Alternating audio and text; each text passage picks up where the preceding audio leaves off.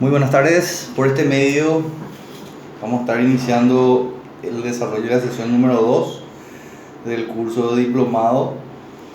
El tema que nos ocupa para el día de hoy tiene que ver con la auditoría legal, algunos conceptos, ventajas, importancia, algunos de los elementos por los cuales se inician estos procesos o ameritarían aconsejar el desarrollo de este proceso, cuáles son los objetivos que persigue y también temas prácticos exclusivamente en la parte de contenido estructural sobre sus características, procedimientos a realizar, la forma de redacción de los informes, el esquema a seguir para este procedimiento y el análisis de la documentación societaria.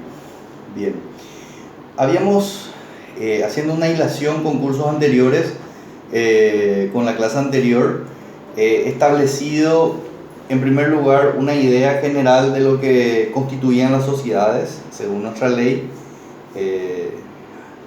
aclarando de que esas apreciaciones fueron lo más superficial posible, porque si ahondaríamos en el contenido integral nos llevaría prácticamente todo un curso, porque el objeto principal de este diplomado es abocar el tema hacia la posibilidad de diligencias de mediación y consejos que puedan darse a sociedades ya constituidas a los efectos.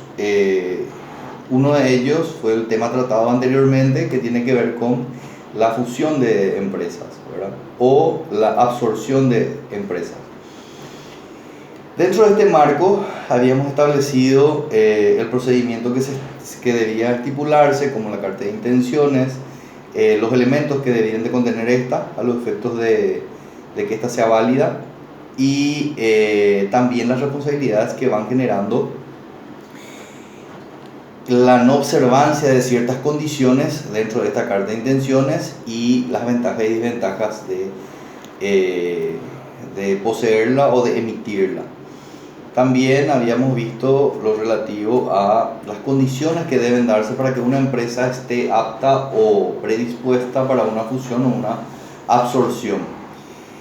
Entonces, dentro de ese contexto, cada empresa, cada institución tiene un análisis, por decirlo de una manera regular, que debe realizar de manera obligatoria, y también hay y ordinaria, y también hay análisis que pueden darse de manera extraordinaria y opcional, teniendo en cuenta desde el punto de vista de la condición de la cual emana la necesidad de ese análisis. El análisis necesariamente tiende a la prevención, es decir, una observación práctica de la realidad actual o procesual de la empresa, y como al igual establecer parámetros de proyecciones a los efectos de ampliar, crecer, evolucionar la empresa, siempre con miras al crecimiento y a los fines económicos que ésta persigue, ¿verdad? Entonces, dentro de ese contexto es donde se desarrolla este tema que vamos a analizar hoy, que tiene que ver con la auditoría legal. Y analicen bien, vamos a determinar bien ese término. No hablamos de una auditoría general. La auditoría tiene que ver con el control o esa observancia que se va a realizar, sino que estamos hablando de una auditoría específicamente legal. ¿En qué consiste esa auditoría legal?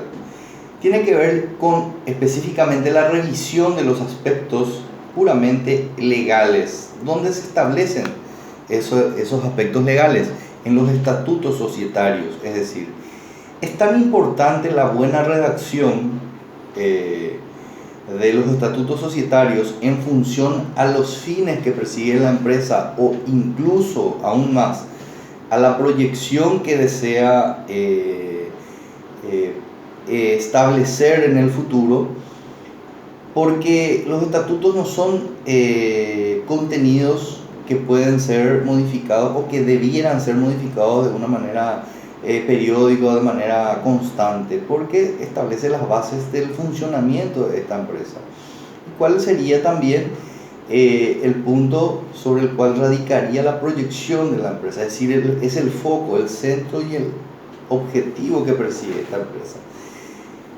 Acá es un tema muy debatido también en clases, en clases presenciales, en foros, con respecto a la correcta redacción del estatuto, y tiene que ver con la práctica, vamos a decirle, puramente notarial, ¿verdad? Hay evidentemente gente a favor, gente en contra al respecto, ¿verdad? Pero se establece que por lo general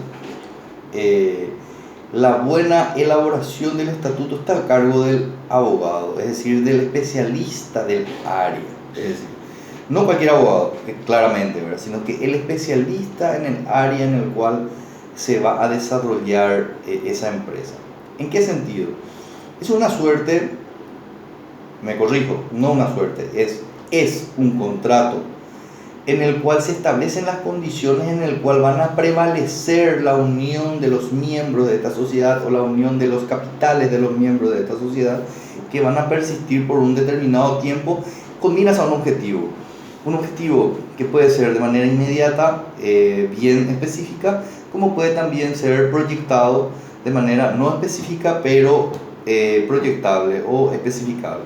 Entonces, teniendo en cuenta eso, hay muchos parámetros, como todo en derecho, que se calculan abstracto.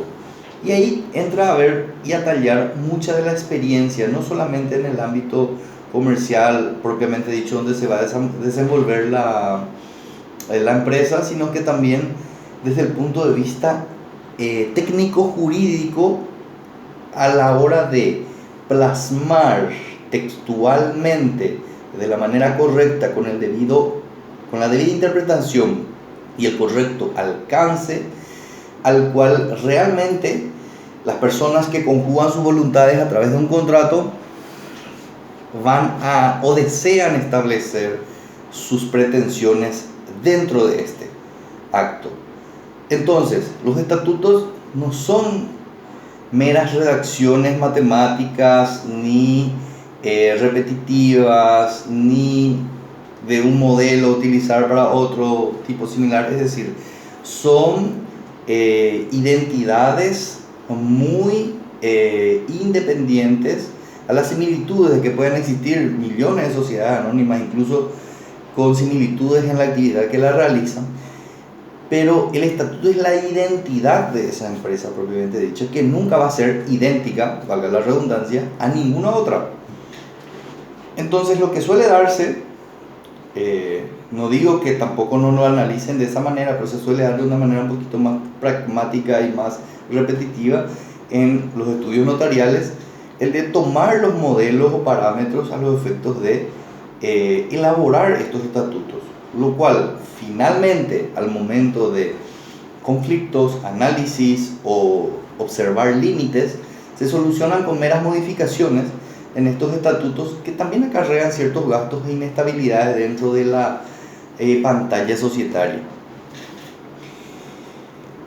Dicho esto, volvemos a repetir que, volviendo al tema de auditoría legal propiamente dicha, tiene que ver justamente con este análisis, es decir, la interpretación correcta de los estatutos sociales y combinados con la ejecución correcta de la actividad societaria empresarial realizada en este aspecto, es decir, la revisión de los aspectos legales de una sociedad, incluyendo el negocio que desarrolla y examinando la adecuación al ordenamiento jurídico, es decir, tomando la ley vigente en el momento con las posibilidades de negocio que se le pueden proyectar o ampliar dentro de esos parámetros legales. Es decir, lo que antes podríamos hacer, hoy día se puede continuar haciendo, qué cosas se pueden cambiar, qué cosas se pueden mejorar, qué cosas estaban limitadas anteriormente, pero hoy en nuestro ordenamiento jurídico positivo no se encuentran limitados, son temas observados en este punto. ¿Cuáles son las ventajas de una auditoría legal? Disipa el riesgo de la incertidumbre sobre los activos. Si la sociedad es sociedad objeto tiene efectivamente la titularidad de sus activos, también nos muestra si los activos se encuentran libres de gravámenes o cargas, también nos demuestran en caso de que si los activos tienen el valor que se les asigna, si la sociedad posee los pasivos que harían de disminuir considerablemente en el valor del futuro, pero también en cuanto a las actividades se observa desde el punto de vista, como decíamos, parámetro legal, si todas estas operaciones están respaldadas de manera jurídica, tanto por el estatuto como por los parámetros legales del derecho positivo vigente. La importancia de una auditoría legal radica en la formación de una imagen real de la empresa, la determinación de su valor empresarial real, la planificación en caso de evaluación de riesgos reales y potenciales, la correcta y más efectiva proyección, ¿verdad?, de negociación que pueda realizar la empresa conforme a su realidad, la herramienta de negociación de los términos definitivos del contrato como precios y garantías que puedan establecerse, y la información clave para la gestión post-compra de la empresa. Es decir, establece la radiografía real de la actualidad de la empresa. ¿A qué efectos?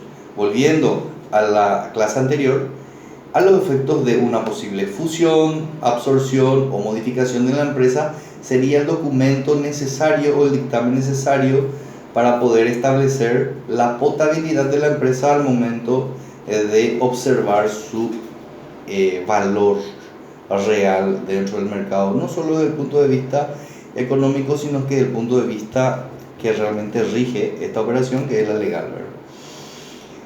¿Por qué causas podrían establecerse un proceso de auditoría legal? Las operaciones de compra-venta, por ejemplo, venta de acciones, cambios en las participaciones, inclusión o extracción de activo, en caso de fusiones, en caso de operaciones bursátiles, es decir, utilizar los valores de la empresa a los efectos de ofertarlas como sociedades emisoras de capital abierto, ¿verdad?, o la comúnmente denominada SAECA, ¿verdad? Operaciones financieras como concesión de financiamientos, préstamos, financiación de proyectos, financiamiento y adquisición de empresas, etc. Es decir, todo lo que tenga un movimiento dentro del flujo activo, pasivo dentro de la empresa, o que tenga que ver con su incremento o disminución, entonces ameritaría una auditoría legal previa a los efectos de determinar o de lograr esa posibilidad. Aclaramos que no son las únicas motivaciones por las cuales se puede realizar, teniendo en cuenta que habíamos dicho que también una cuestión preventiva para tener una radiografía y un control rutinario puede darse sin ningún problema de manera ordinaria, pero recordemos que lo estamos viendo exclusivamente desde el enfoque de la adquisición de empresas. Los objetivos de las partes en un proceso de auditoría legal. Teniendo en cuenta siempre el contexto de adquisición de empresas, desde la perspectiva, vamos a analizarlo de las dos perspectivas. Primeramente, desde la perspectiva del comprador. La formación de una imagen real es uno de los objetivos claros, es decir, que sea lo más real posible, que esa radiografía sea prácticamente la reproducción exacta de lo que es la empresa en cuanto a su objeto. La identificación y evaluación de los riesgos reales y potenciales con que se pueda adquirir, determinación del valor real de la empresa, como ya dijimos, que sirva de una herramienta de negociación para la etapa final de la operación que permita obtener una información exacta y vital para la gestión post-compra. Desde el punto de vista del vendedor, los objetivos de una auditoría legal pueden ser identificar los elementos de riesgos reales y potenciales, exoneración o limitación de algún tipo de responsabilidad que pudiera suscitarse dentro de este parámetro, la detección de disfunciones, es decir, principalmente en la preparación de un proceso de adquisición. Como siempre dijimos, es tener los números y las cuentas exactas al momento de encontrarse que en el balance pueda determinarse la exactitud de la situación de la empresa. Por otro lado, habiendo culminado la parte de los fundamentos de la auditoría legal dentro del contexto de las pretensiones de adquisición de empresas, nos abocaremos entonces a la clasificación de los mismos. Bueno, primeramente sería bueno realizar una distinción según el alcance y según el objetivo. La clasificación según el alcance, primeramente, teniendo en cuenta, puede ser de alcance general, que comprenderá las áreas jurídicas que afecten a la sociedad, también puede ser corporativo, contratos, inmobiliario, laboral, financiero, fiscal, litigiosos, propiedad industrial e intelectual, medio ambiente, administrativo, todo lo que tenga que ver y guarde en relación de manera general con la actividad de la empresa.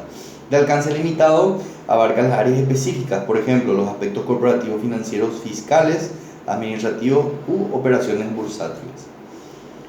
La clasificación según el modo de obtención de la información puede darse a cuestionario elaborado por el comprador, consultas preliminares y la solicitud de los documentos requeridos, las cuales deben adaptarse a una lista al sector de actividad que se desarrolla en la sociedad empresa objeto de adquisición, señalar los plazos tanto para la solicitud de la información y la presentación de los cuestionarios.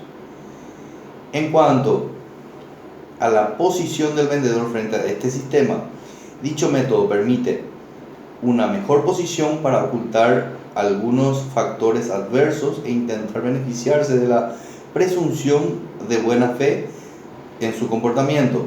Hay menores costos, al menos en lo relativo a honorarios profesionales que involucren esta operación. Existe una mayor interrupción al personal de la sociedad objeto de adquisición y hay una menor garantía de la confidencialidad. Desde el punto de vista del comprador frente a este sistema de cuestionario elaborado, ¿verdad?, le permite conseguir más información, especialmente sobre los aspectos negativos. Puede dar lugar a más posibilidades de discusión sobre lo que se ha revelado o lo que no. Por último, los datos predeterminados para el vendedor o el data room.